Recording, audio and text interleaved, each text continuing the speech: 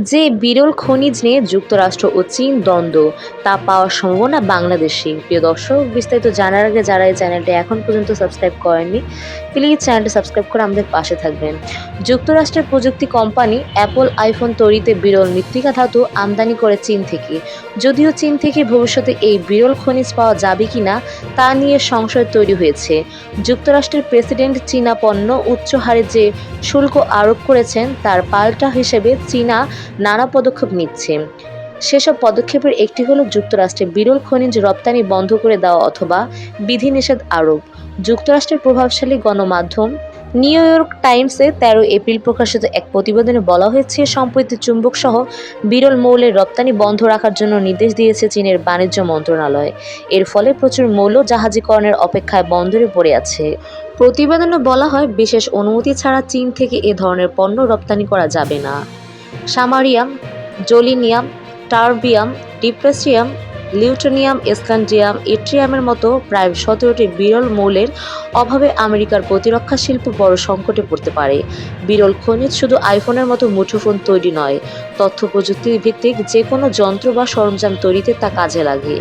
সামরিক সরঞ্জাম ও আধুনিক অস্ত্র তৈরিতেও এখন ব্যবহার করা হয় বিরল খনিজ। বিশেষ করে বিরল খনিজ লাগে চিপ তৈরিতে। বিশ্লেষকরা বলেছেন, বিরল খনিজের লড়াই 21 শতকের ভূ-অর্থনৈতিক যুদ্ধের একটি গুরুত্বপূর্ণ অধ্যায়। এই লড়াইয়ে চীনের একচেটিয়া নিয়ন্ত্রণ ভাঙতে মার্কিন নেতৃত্বাধীন পশ্চিমা জোট বিকল্প সরবরাহ শৃঙ্খল গড়ে তুলতে সক্রিয়। এদিকে বাংলাদেশে বিরল খনিজের সন্ধান পাওয়া গেছে বলে গবেষকরা জানিয়েছেন। দেশের গবেষকরা বলেছেন, নদী অববাহিকার বালু জেগে ওঠা চর, সৈকত বালু এবং কয়লা খনি থেকে বিরল খনিজের সন্ধান পাওয়া গেছে। তবে দেশে সন্ধান পাওয়া এই মূল্যবান খনিজের বাণিজ্যিক সম্ভাবনা কতটুকু তা পর্যালোচনা করতে হবে।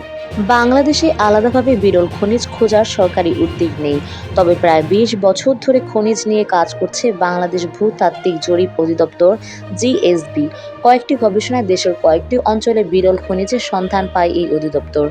সংস্থাটির গবেষকরা বলেছেন, নদী অববাহিকার বালু জেগে ওঠা চর, সৈকত বালু এবং কয়লা খনি থেকে বিরল খনিজের সন্ধান পাওয়া গেছে।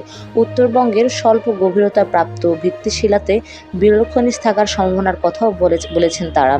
গবেষকদের ধারণা, সিলেট, সুনামগঞ্জ ও ময়মনসিংহ জেলার পাহাড় থেকে নেমে আসা পানির স্রোতধার পললের সঙ্গে তেজস্ক্রিয় মৌল ও বিরল ধাতু থাকতে পারে।